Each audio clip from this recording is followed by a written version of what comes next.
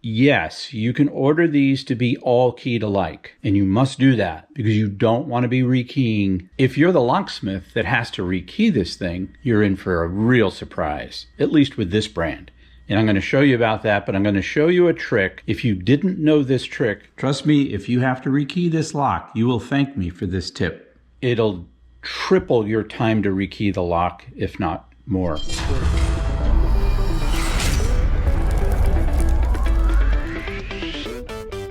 Hey guys, Fix-It Rick here. I have a tip for locksmiths that I think is really going to be helpful. A lot of my customers are going to these digital locks, either interior or exterior. Despite my advice not to go with cheaper Asian import digital locks, they buy cheaper Asian import digital locks. Now, some of them are fine, but what I see a lot of my customers purchasing are locks like this. So this one is a IU lock smart doorknob. It has, it's an interior lock. You know, it has the buttons on the outside for the combination. It's very flexible. You can program it for multiple combinations. It's got some great features and a very low price, and my customers love it. So what are the problems with these locks? First, very non-standard. As you'll see in this video, as I take it apart, there's dozens of tiny pieces, non-standard locksmith tools, very time-consuming if you're charging by the hour. But if you don't have the right tools, or you're not patient enough, or you're not familiar enough with the parts, it'll be very difficult not only to take apart, but put back together. But the real problem is if you need to rekey one of these locks. What I've seen are my customers will get them for all the interior doors on a workplace or something. Yes, you can order these to be all keyed alike, and you must do that because you don't want to be rekeying any of these locks. As we can see, there is a keyway in the middle of this lock. As any electronic lock would have, it's a fallback in case the battery goes dead, and they give you the key for it, and that's all fine. But if you need to rekey this lock, that's where the problem comes in. It is a major project. If you don't know what you're doing, or you don't have the patience, you'll go nuts. But what I'm going to show you in this video is some tricks to make it easier. I learned the hard way, and that's why I'm making this video, is to show you guys how not to rekey this lock. And the critical part is removing the core without losing the springs and the top pins. It's a trick. And if you don't know how to do it, you're going to curse this lock. Let's get into it. So one of the things you need, and I don't carry one of these in my toolbox, is a C-clip spreader. Why a spreader? I'm going to show you in the video. I don't carry one because I can push all the C-clips out on the locks I come across with a very standard C-clip extractor. Not one of these. But that's not the most difficult thing about this lock. Now, what makes this lock so difficult to rekey? Basically, they've thrown the book out on standard lock design. And when I say standard, of course, I'm thinking of a Slage or a Kwikset or a Weiser or a Yale. They either didn't know the standard or decided for cost reasons they weren't going to abide by it.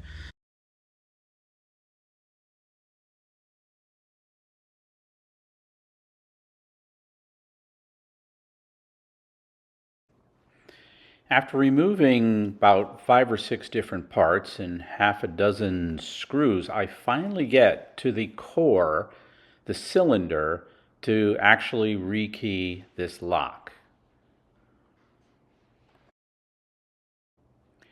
In order to remove the core and repin the lock, we have to remove the back to release the core.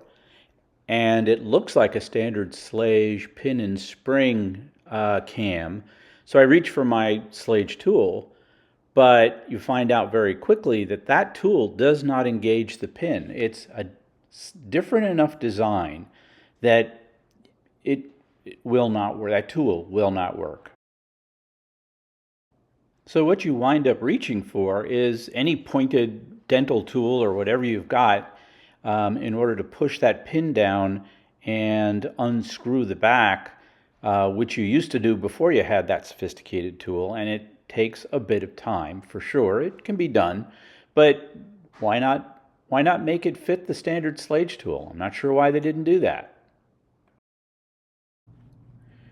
Usually when I'm removing a core, I rotate it about 30 degrees before I pull it out, but not this one. You have to rotate it 180 degrees before you remove it with the follower, and you're about to see why. Now, as you can see, the cylinder for this lock is not only made of cheap plastic, but it is not solid. So these fins on the side are why you can't turn the key a quarter of the way to retract the cylinder. If you do that, the upper pins and springs are all coming out, and now you've got a real challenge on your hands to get them all back in. And not only that, but they jam in the fins, and you've got to actually destroy the springs in order to retract this plug.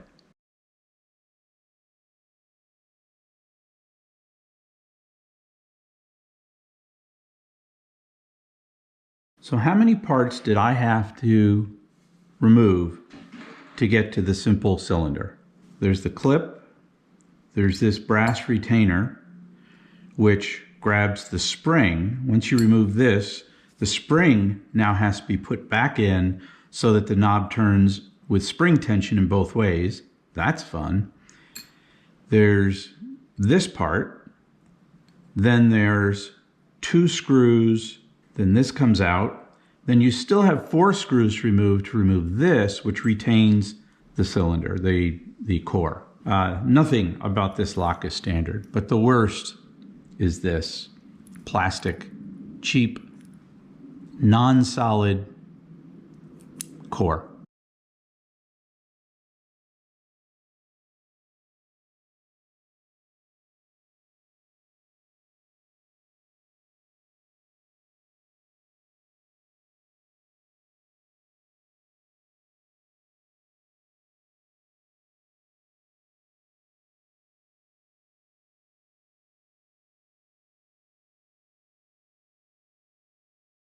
Okay, folks, that's all I have to show you today. These are okay locks, but they weren't made with any lock standards in mind. If you don't know to order these all keyed alike and you have to rekey them, this video is a must. That's all I have for you today. I hope it's been helpful. This is Fix It Rick.